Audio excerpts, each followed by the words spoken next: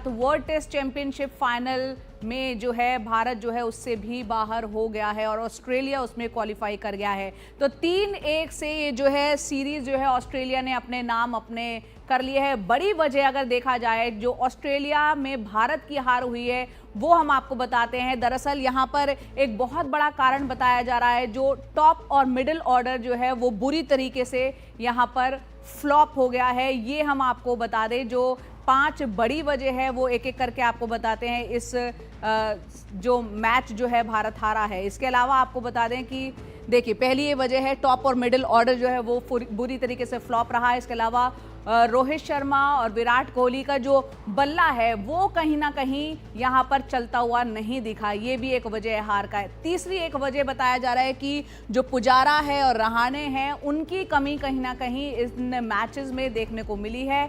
इसके साथ ही आपको बता दें बुमराह को जो है बाकी गेंदबाजों का यहाँ पर साथ नहीं मिला, जिसके चलते ऑस्ट्रेलिया में भारत की ये हार हुई। साथ ही साथ एक गौर करने वाली बात ये भी है कि जो टीम सिलेक्शन है उस पर भी कहीं ना कहीं यहाँ पर सवाल खड़े होते हैं। और इस वक्त हमारे सहयोगी विमल हमारे साथ जुड़ रहे हैं। विमल जी, यहाँ पर हार की हमने 5 बड़ी वजह जानी और आप पूरी सीरीज को जिस तरीके से नज़दीक से देख रहे थे, अब WTC में भी क्योंकि भारत की उम्मीदें यहाँ भी खत्म हो गई हैं, किस तरह से इस सीरीज को देखेंगे? क्योंकि एक बहुत बड़ी बात है कि 10 साल बाद ऑस्ट्रेलिया ने इस सीरीज को, बॉर्डर गावस्कर ट्रॉफी को जीता है और भारत के सपने यहाँ टूटे हैं।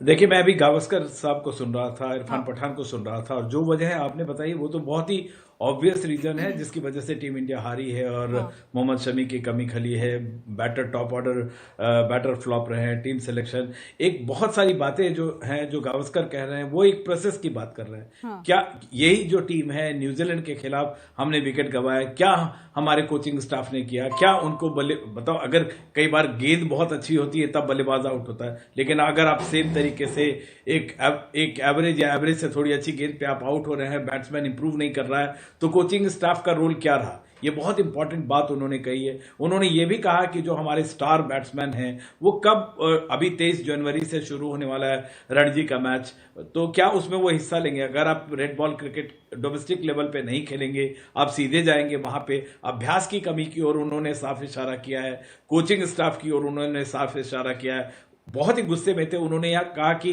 हम तो यहाँ बकवास करते रहते हैं, बकबक करते चले जाएंगे, सबके सर से ऊपर से बात चली जानी चाहिए। इरफान पठान ने बहुत इंपॉर्टेंट सवाल उठाया कि विराट कोहली पिछली बार 10 कब खेले थे रणजी ट्रॉफी मैच, 10 साल लगभग हो गए हैं उनको कोई डोमेस्टिक मैच खेले हुए। सचिन तेंदुलकर खेलते थे। तो कई सारे अहम मुद्दे हैं जिसको उठाया गया है और यह भी कहा गया है कि अगली वर्ल्ड टेस्ट चैंपियनशिप का जो साइकिल होगा 2025 से 27 के बीच में, क्या इसी कोचिंग स्टाफ को हमको कैरी करना चाहिए। ये सारी बातें बहुत, तो जो मंथन का जो दौर है एक तरह से समझिए कि गावस्कर ने उसकी शुरुआत कर दी है और उनकी बात को नकारना एक तरह से बहुत आसान नहीं होगा, क्योंकि वो जो बात कह रहे हैं वो ऑन द डॉट बात कह रहे हैं, एकदम सटीक बातें कह रहे हैं। और इंडियन क्रिकेट के लिए, टीम इंडिया के लिए अगर कोई सोचना है तो एक्सपर्ट्स को अगर इस तरीके से सोचना होगा, बातचीत करनी होगी।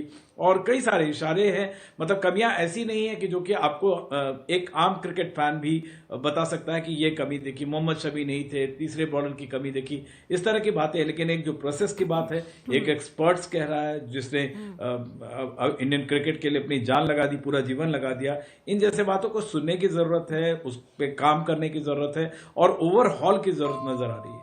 ओवरऑल की जरूरत नजर आ रही है और यहाँ एक्सपर्ट जब सुनील गावस्कर इस तरह की बात कहते हैं तो उस पर गौर करना बेहद जरूरी हो जाता है। बहुत बहुत शुक्रिया विमल इन तमाम जानकारी देने के लिए।